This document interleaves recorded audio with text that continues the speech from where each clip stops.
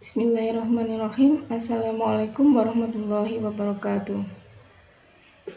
Selamat datang di channel Lina Saptaria. Pada kesempatan hari ini saya akan menyampaikan materi manajemen operasional. Materi yang pertama, konsep dasar manajemen operasional.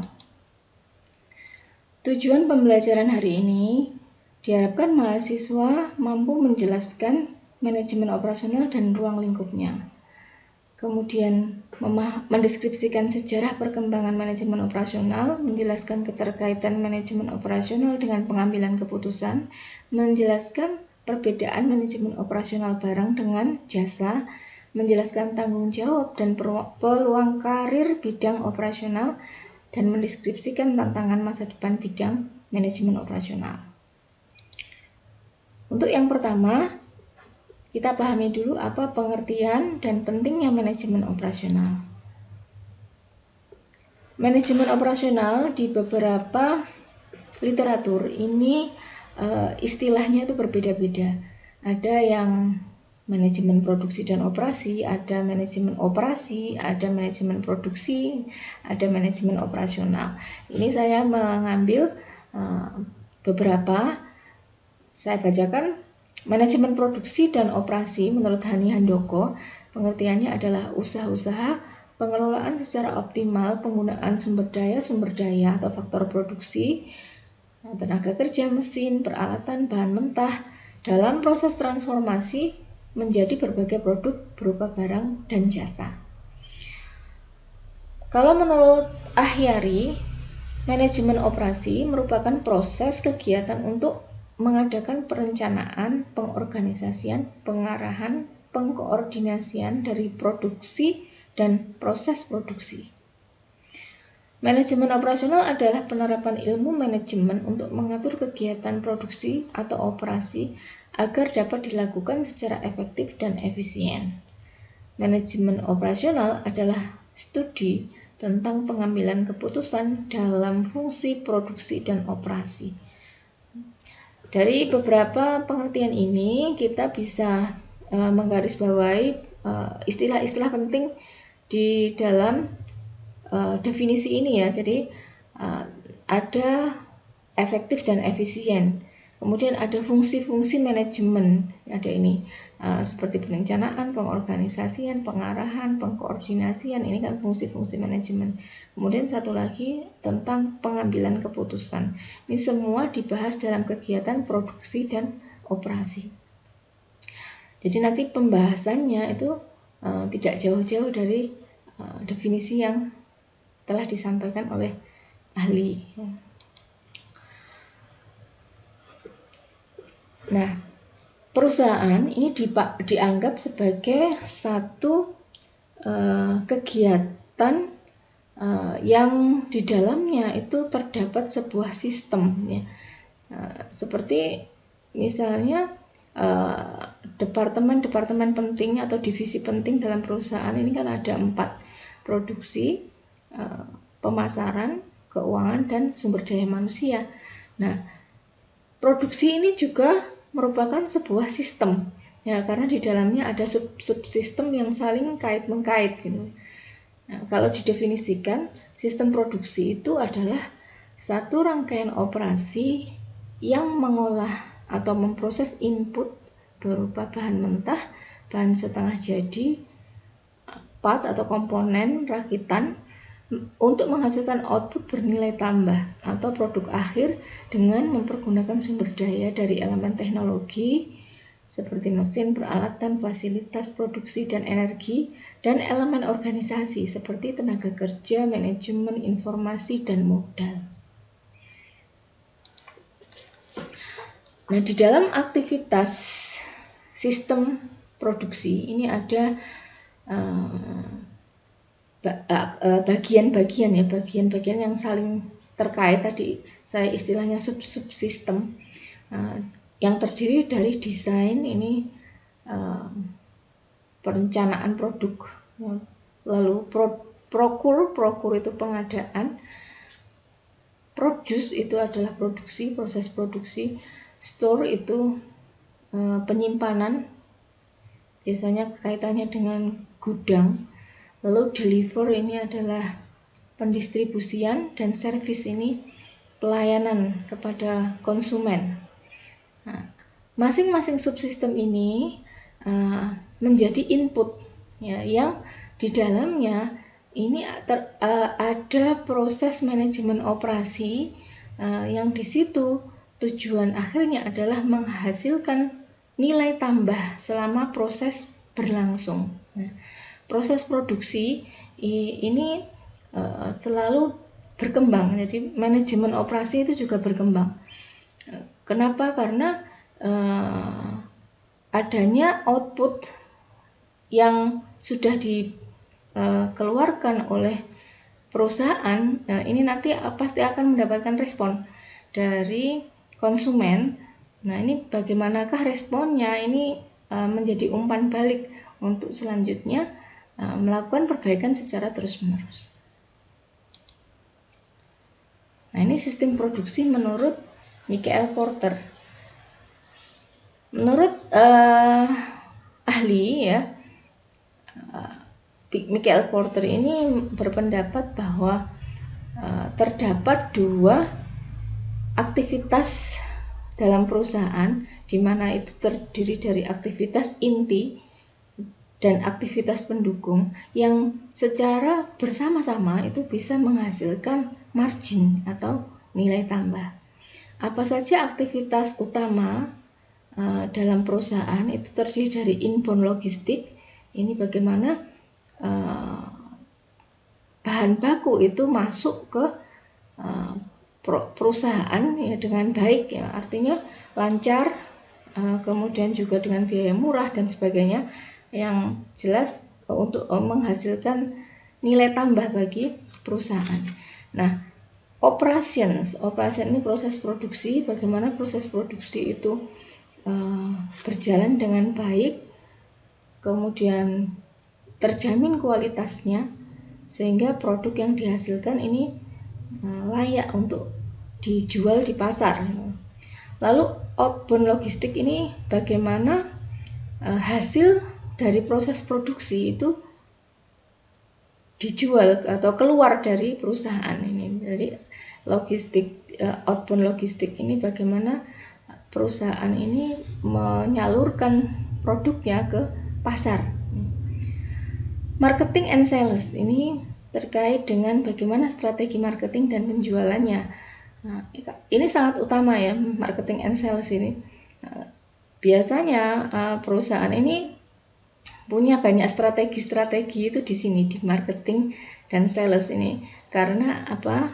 Ini adalah kunci utama dari hasil atau pendapatan yang akan diterima perusahaan. Kalau marketingnya bagus, salesnya bagus, hasilnya nanti otomatis keuntungan perusahaan ini bisa terbaca ya. Dan service itu juga sama pentingnya. Jadi makanya kelima-limanya ini disebut aktivitas utama perusahaan. Nah, aktivitas utama ini didukung dengan 4 aktivitas pendukung, diantaranya from infrastruktur, ini sarana prasarana perusahaan yang mendukung, seperti lokasi, kemudian sarana mesin, produksi dan sebagainya ya. Lalu yang kedua, human resource management, manajemen sumber daya manusia yang bagus ini mendukung bagaimana perusahaan mendapatkan nilai tambah, bisa menghasilkan nilai tambah. Yang ketiga adalah teknologi development atau pengembangan teknologi yang ada di dalam perusahaan. Dan yang keempat adalah procurement. Procurement ini adalah kegiatan pengadaan atau pembelian ya, yang dilakukan oleh perusahaan terkait dengan kebutuhan-kebutuhan untuk kegiatan operasional. Proses manajemen operasi, terdapat alur proses manajemen operasi yang terdiri dari input, proses transformasi, output, dan umpan balik. Nah, input ini bisa berupa tanah, manusia, modal, bahan baku, peralatan, fasilitas, informasi, waktu. Nah, ini tergantung apa jenis perusahaannya, apakah manufaktur atau perusahaan industri jasa. Ini akan berbeda inputnya, bisa kompleks, bisa juga sederhana.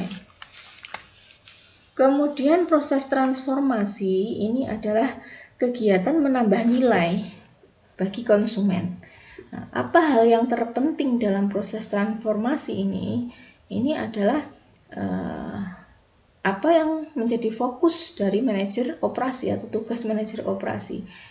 Yang pertama, ini berkaitan dengan efisiensi. Jadi bagaimana proses transformasi itu efisien. Yang kedua adalah kualitas. Bagaimana dengan proses transformasi ini menghasilkan produk yang berkualitas atau prosesnya itu adalah proses yang standarisasi, terstandar atau kualitasnya terjamin. Yang ketiga adalah tenggang waktu. Tenggang waktu itu waktu tunggu ya, atau lead time, berapa lama proses transformasi ini berjalan. Semakin cepat biasanya ini semakin baik. Tapi tentunya didukung dengan kualitas juga tadi ya. Lalu yang keempat itu fleksibilitas. Nah, ini fleksibilitas itu adanya proses yang bisa berubah-ubah ya. Artinya apa? Bisa mengikuti perkembangan atau bisa dimodifikasi. Nah, ini fleksibilitas. Nah, proses transformasi ini akan menghasilkan output bisa berupa barang maupun jasa. Nah, output nanti adalah barang atau jasa yang dibutuhkan oleh konsumen atau dikonsumsi. Di dalam proses mengkonsumsi ini konsumen akan memberikan umpan balik kepada perusahaan melalui berbagi informasi. Selain bagaimanakah testimoni, misalnya kalau perusahaan jasa ini banyak ya, atau barang itu banyak sih. Salah satunya itu testimoni dari konsumen bagaimana setelah mengkonsumsi atau pengalaman mengkonsumsi produk yang dihasilkan perusahaan. Nah, umpan balik yang efektif ini memerlukan ukuran-ukuran kinerja dan kemampuan perusahaan untuk memperbaiki produk yang ditawarkan untuk lebih memuaskan permintaan pasar. Jadi nanti ada ukuran tertentu yang atau proses penilaian dari konsumen ya maupun nanti perusahaan sendiri yang mengukur bagaimanakah kinerja produknya di pasaran. Nah, selanjutnya ada satu ini ya, lingkaran ini lingkungan. Lingkungan ini selalu berubah. Nah, jadi adanya perubahan-perubahan, baik itu berhubungan dengan perubahan kondisi dunia atau global misalnya, atau perubahan kepentingan stakeholder dengan perusahaan. Ini harus dimonitoring terus ya oleh manajer operasional, sehingga output dari sistem produksi ini bisa diperbaiki terus-menerus sesuai dengan kebutuhan-kebutuhan menurut perkembangan lingkungan yang ada.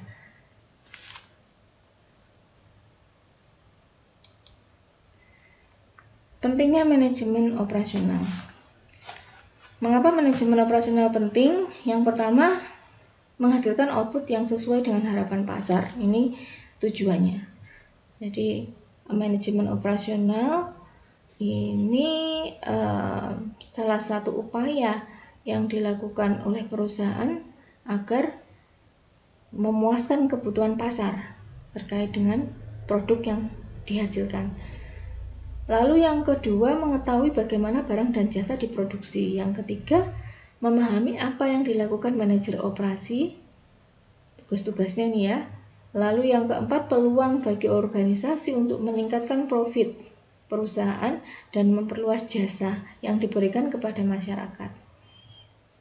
Manajemen operasional yang bagus ini nanti bisa menguntungkan atau meningkatkan keuntungan perusahaan, nah, baik itu industri maupun industri manufaktur maupun jasa. Yang kelima, untuk menjadi pemenang dalam persaingan bisnis. Tujuan manajemen operasional yang pertama, meningkatkan efisiensi perusahaan. Ini efisiensi nanti kita bahas di bab 2 berkaitan dengan strategi peningkatan daya saing perusahaan. Yang kedua, meningkatkan produktivitas perusahaan.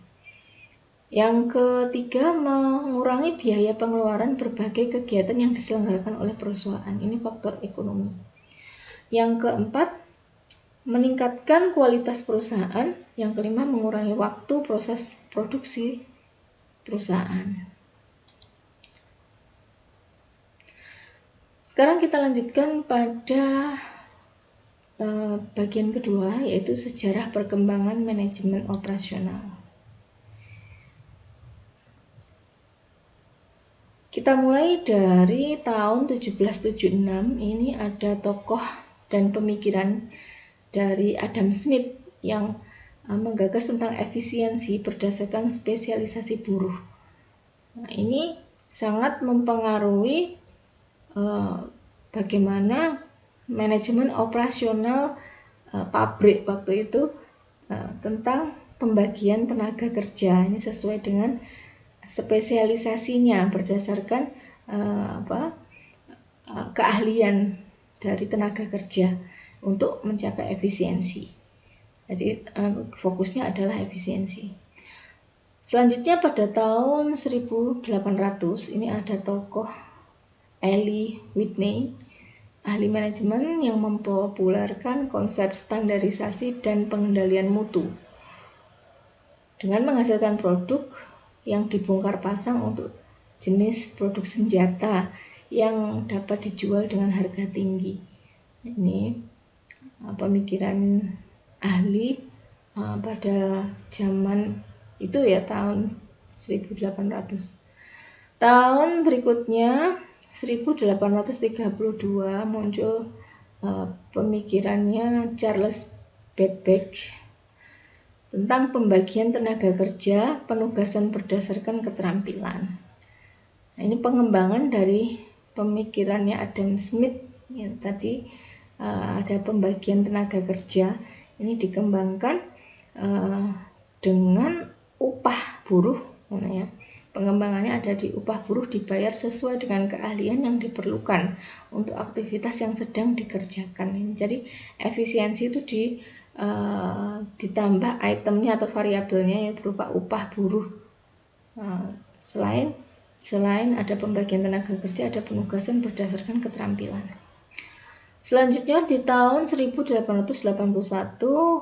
muncul tokoh Frederick W. Taylor, dianggap sebagai bapak ilmu manajemen yang memberikan kontribusi pada keyakinannya bahwa manajemen bisa menjadi lebih kuat dan agresif dengan cara memperbaiki metode kerja. Nah, metode-metode ini langkah-langkahnya atau cara-cara dalam bekerja. Tahun 1900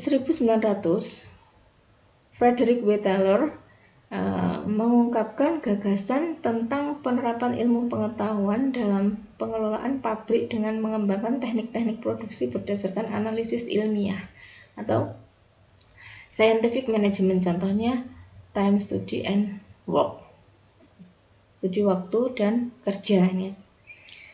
Ini juga sangat terkenal teori ini, nanti kita bahas di sesi yang lain. Pada tahun yang sama, Frank B. Gilbert ini juga menghasilkan atau punya pemikiran teori motion study of jobs.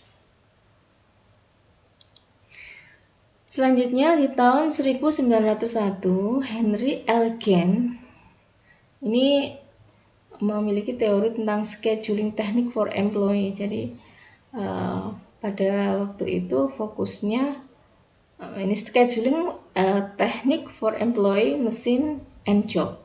Jadi cara sistematis terbaik untuk memproduksi ini ada kolaborasi antara tenaga kerja, mesin, dan pekerjaannya. Jadi harus disesuaikan mesin yang digunakan dengan pekerjaannya, dengan orangnya yang melakukan gitu.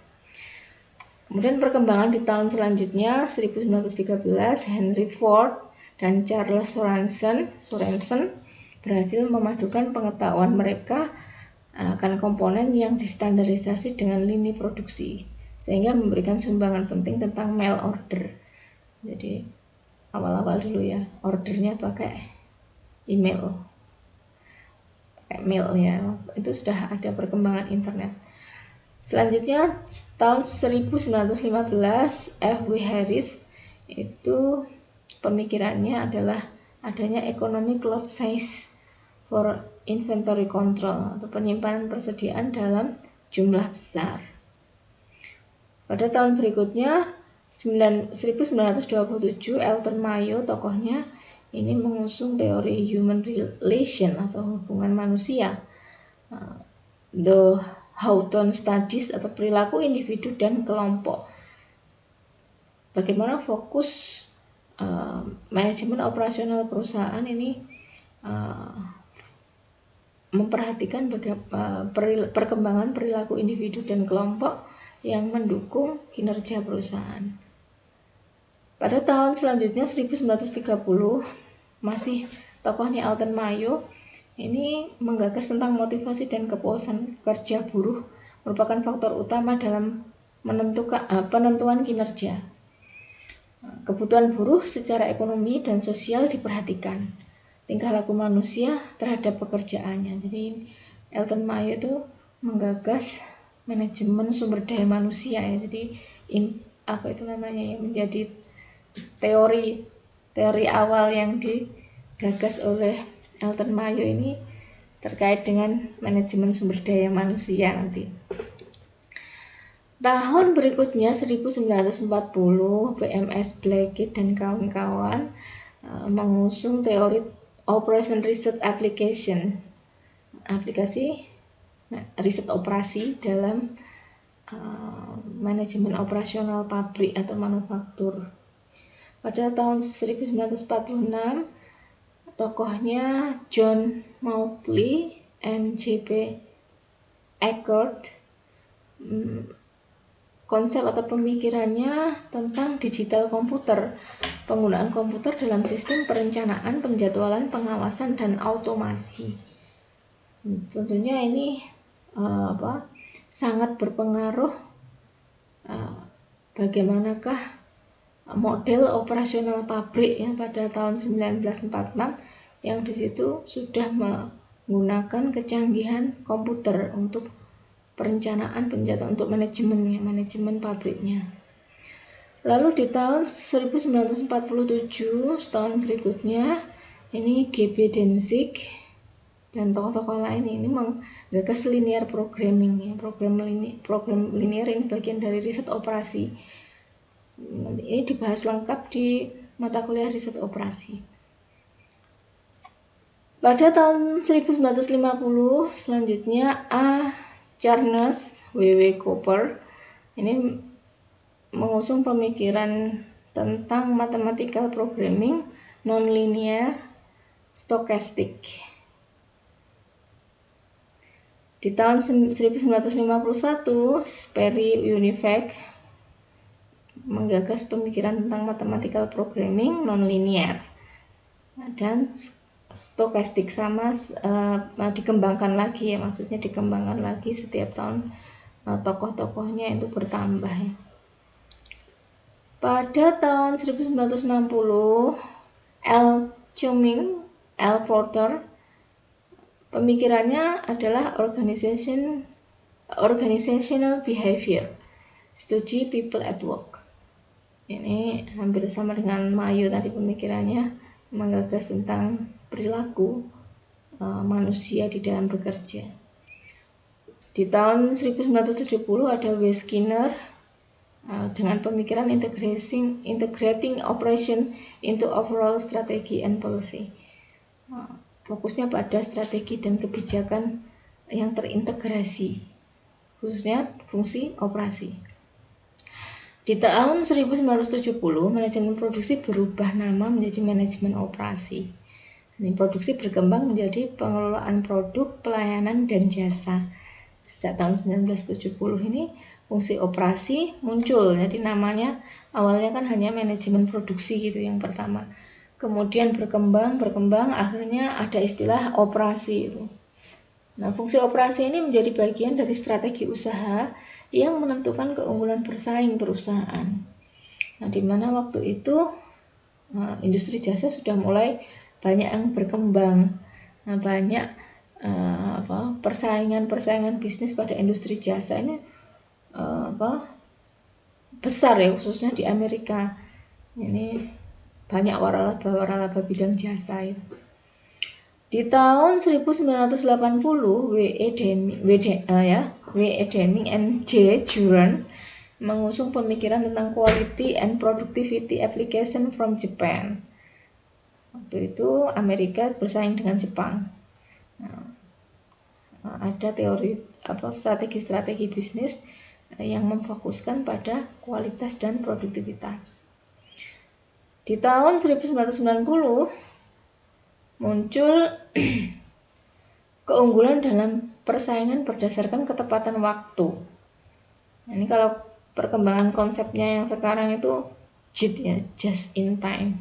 Kalau di tahun 1990 ini time based, di ketepatan waktu. Nah, sekarang kita lihat perbedaan dari tahun ke tahun.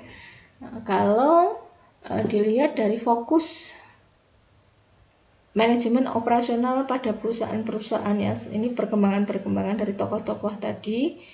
Nah, mulai tahun 1776 sampai 1980 ini fokusnya semua pada biaya. Jadi efisiensi pada biaya. Nah, apa saja teori-teori yang muncul? Nah, seperti labor specification, standardized part, Gantt chart, motion and time studies, process analysis, Queening theory, moving assembly line, statistic ramping, economic order quantity, linear programming, PET atau JPM, material requirement planning. Ini semuanya adalah teori-teori yang digagas untuk bidang manajemen operasional perusahaan yang fokusnya adalah meminimalkan biaya. Nah, untuk tahun berikutnya setelah 1980 ini sampai 1995 fokusnya sudah mengarah pada mutu. Jadi bukan sekedar biaya, tapi biaya ditambah mutu. Tapi fokus yang lebih banyak ini di mutu, sehingga konsep-konsep yang muncul diantaranya just in time, computer aided design, electronic data interchange, total quality management, Baldrige Award, empowerment, Kanbans. Nah, ini teori-teori yang fokusnya ada bagaimana peningkatan kualitas atau mutu. Nah, di tahun berikutnya, era setelah 1995 sampai 2010, ini perkembangannya cepat sekali.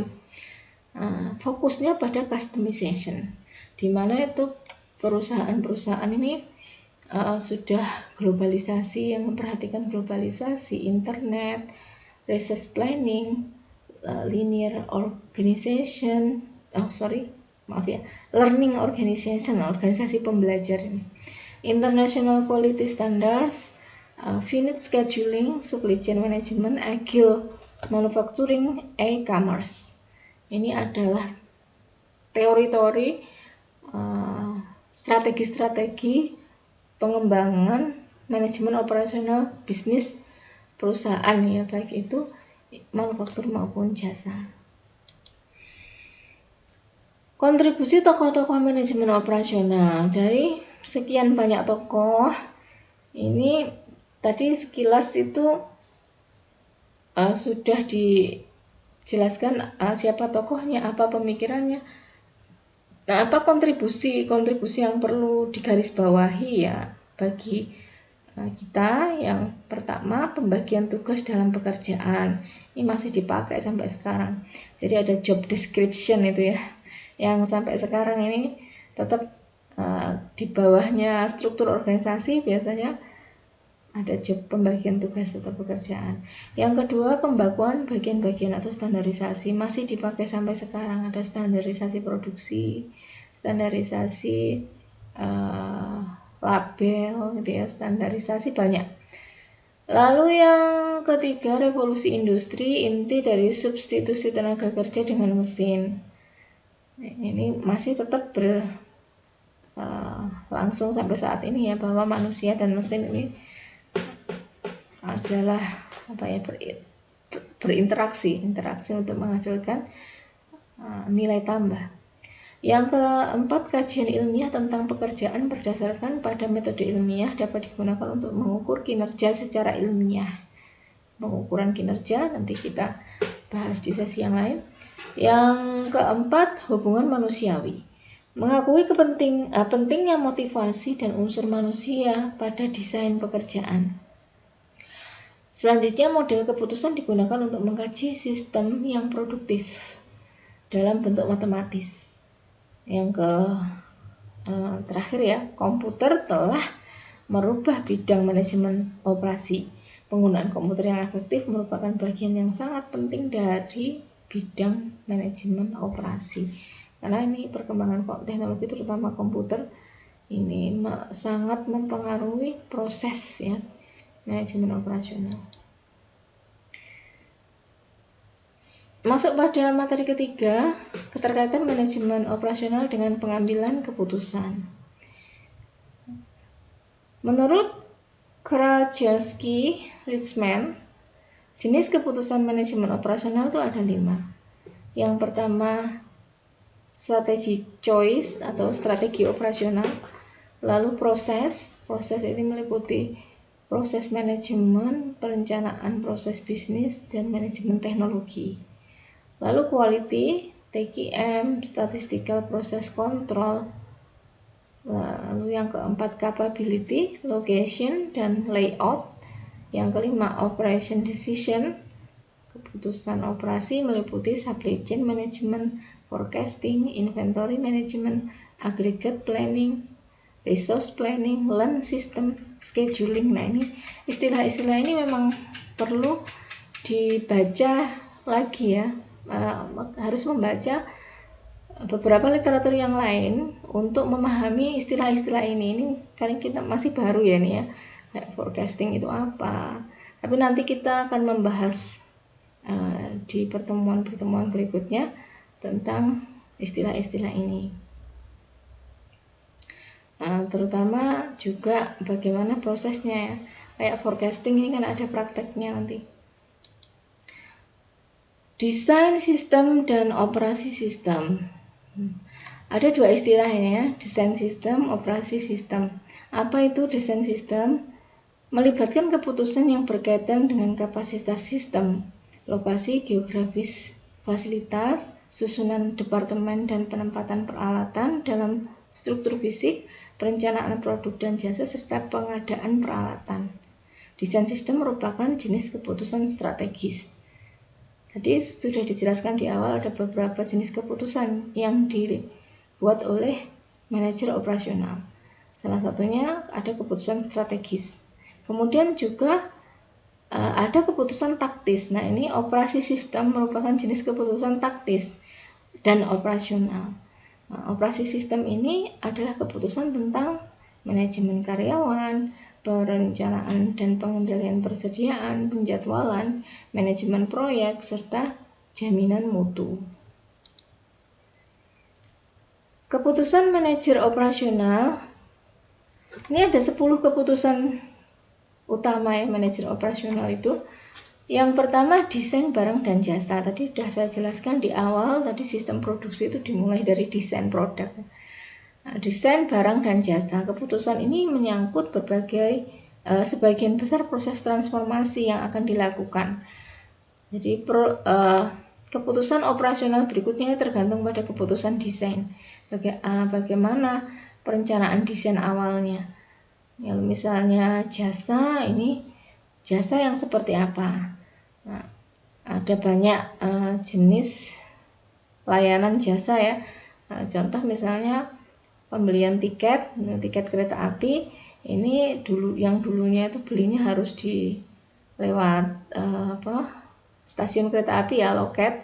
Nah, selanjutnya pengembangannya bisa pesan lewat online, KAI Express gitu ya. Nah, jadi tergantung desain, bagaimana mendesain jasa maupun barangnya. Yang kedua, manajemen kualitas. Tentunya kualitas yang diharapkan ini kualitas yang baik ya. Keinginan konsumen ini ditetapkan dulu kualitasnya seperti apa. Yang ketiga, desain proses dan kapasitas. Ini berkaitan dengan ukuran, berapa banyak kapasitasnya, dan prosesnya seperti apa, proses pembuatannya produk. Lalu yang keempat, strategi lokasi. Lokasi ini berkaitan dengan kegiatan operasional ya, bergerak di sektor barang maupun jasa, ini butuh strategi lokasi yang sama pentingnya.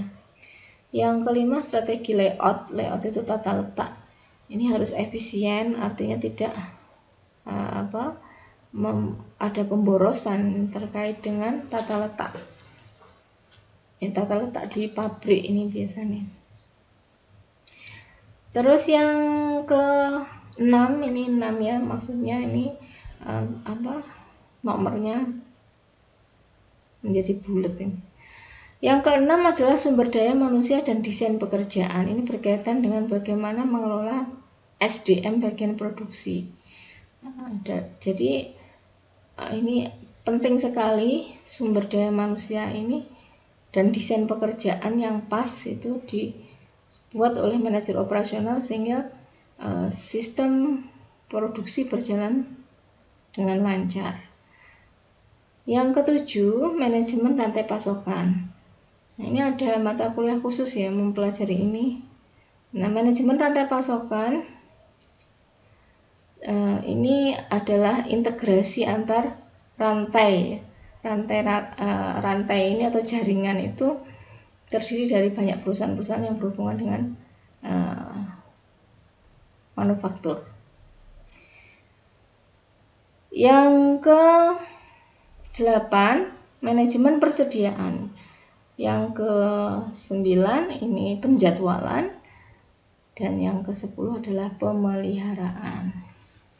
Nah, 10 keputusan penting manajer operasional ini harus dipahami betul ya, supaya nanti arahnya jelas ya, memahami manajemen operasional itu sebenarnya arahnya itu mau belajar apa saja. Nah, ini tergantung bisa dikembalikan lagi apa sih keputusan-keputusan penting di dalamnya. Yang keempat, membedakan manajemen operasional barang dan jasa. Apa perbedaan manajemen operasional barang dan jasa? Produk manufaktur itu bersifat tahan lama ya. Bersifat tahan lama berarti di sini ada wujudnya. Kalau jasa kan tidak berwujud gitu ya, seperti bentuk ide, informasi dan sebagainya. Output dari manufaktur itu dapat disimpan, sedangkan jasa tidak. Nah, ini bedanya. Lalu kalau pada perusahaan manufaktur itu ada kontak langsung dengan konsumen yang relatif kecil, sedangkan pada jasa ini kontak langsungnya, proses produksi juga melibatkan konsumen sehingga terdapat kontak yang tinggi. Waktu respon atau output pada manufaktur relatif lama dibandingkan dengan jasa. Nah, ini kalau ditampilkan, ini bedanya manufaktur dan servis ini lebih mudah dipahami kalau pakai tabel gini ya. Kalau manufaktur itu bentuknya fisik, tahan lama. Kalau servis ini tidak berwujud, tidak tahan lama. Output dapat disimpan, outputnya ini tidak dapat disimpan. Kontak dengan pelanggan kecil, kontak dengan konsumen tinggi. Waktu respon lama, waktu respon singkat, cepat. Fasilitas banyak, fasilitas kecil. Nah, intensitas modal ini maksudnya banyaknya ya. Jadi modal itu harus siap. Nah, kalau manufaktur itu. Kalau jasa ini waktu respon fasilitasnya kecil tadi ya, sudah intensif tenaga kerja nih, lebih cenderung ke maksimalisasi person ya, orang tenaga kerja ini. Kalau jasa itu memang pelayanan ya sifatnya, jadi sumber daya manusianya ini yang di mutunya yang lebih ditekankan. Lalu yang ketujuh itu kualitas mudah, itu maksudnya kok mudah itu kurang mudah diukur. Kualitas jasa ini tidak mudah diukur, tergantung persepsi konsumen.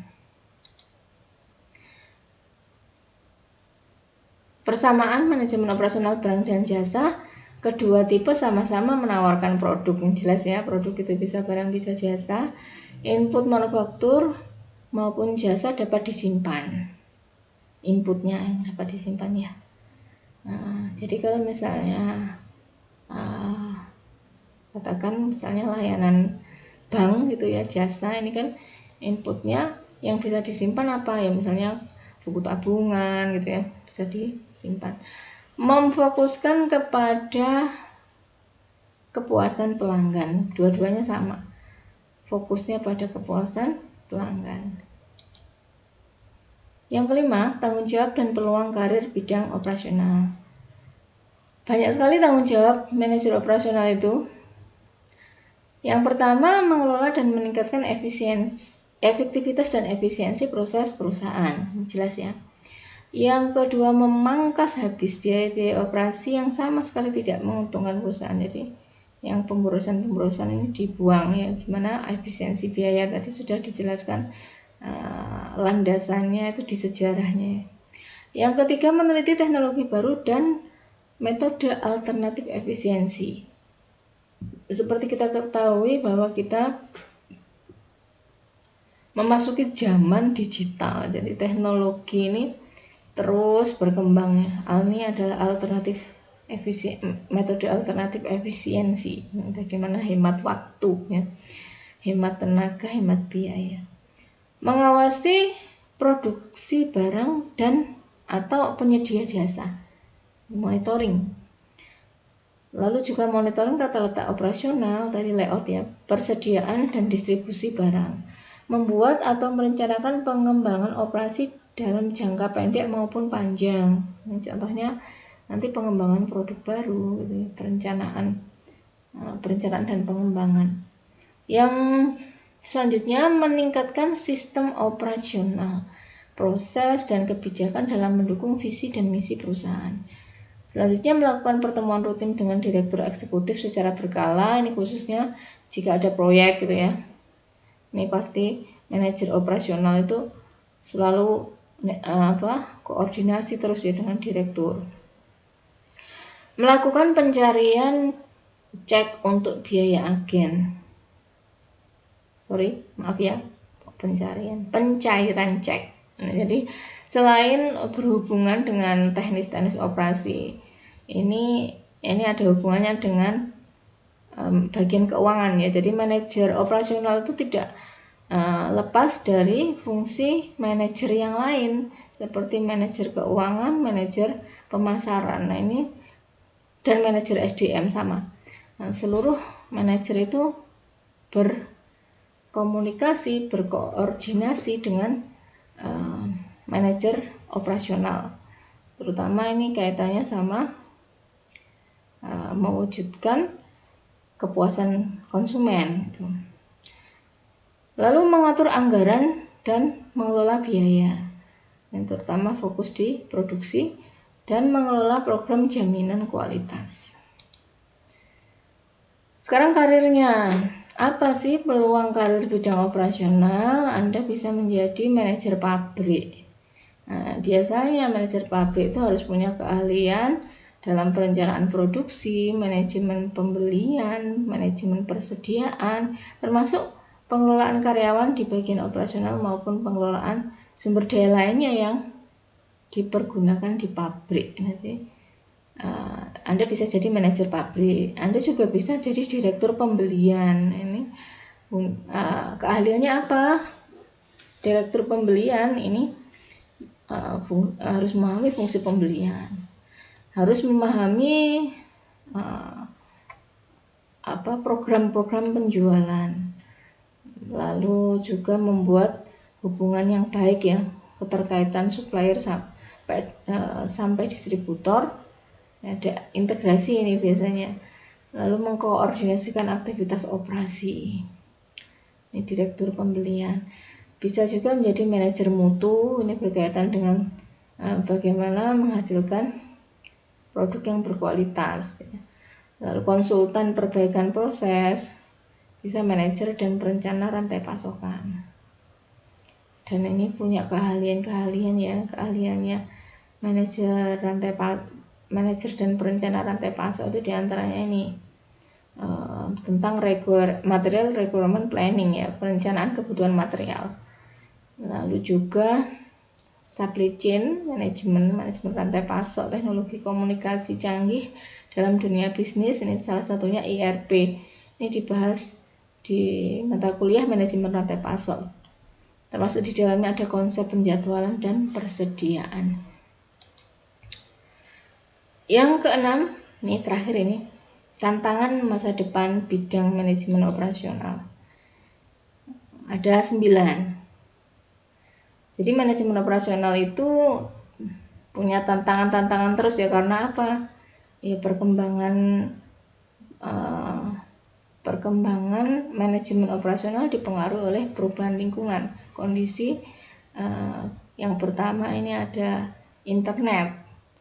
Internet kan berkembang, internet, perdagangan elektronik, bisnis elektronik, ya, e-bisnis, e-commerce. Lalu yang kedua, manajemen teknologi, globalisasi, manajemen rantai pasok tadi sekilas sudah, pengalih-dayaan. Ya, pengalih-dayaan itu membeli barang atau jasa, bukan menghasilkan barang atau menyelenggarakan jasa dalam organisasi. Jadi pengalih-dayaan ini istilah baru ya nih ya, nanti dipelajari lebih dalam. Lalu ketangkasan ini kemampuan organisasi untuk merespon permintaan atau peluang secara cepat. Ada yang ketujuh itu tantangan manajer operasi itu adalah perilaku etis. Perilaku etis ini berkaitan dengan meningkatkan perhatian manajemen di semua tingkat. Ya.